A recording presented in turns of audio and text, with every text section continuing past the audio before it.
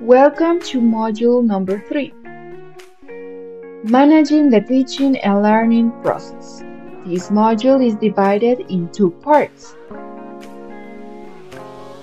In part 1, you will get access to the units 26 to 28. Then, you have the content section, where you will get access to the videos to review the topics included in these units, using H5P technology. In part 2, you will get to access to the units 29 to 32. In the content section, you will find one video that is about the units mentioned. Then you will have the opportunity to test your knowledge about the unit study in the practice section. At the end, you will find the self-assessment section,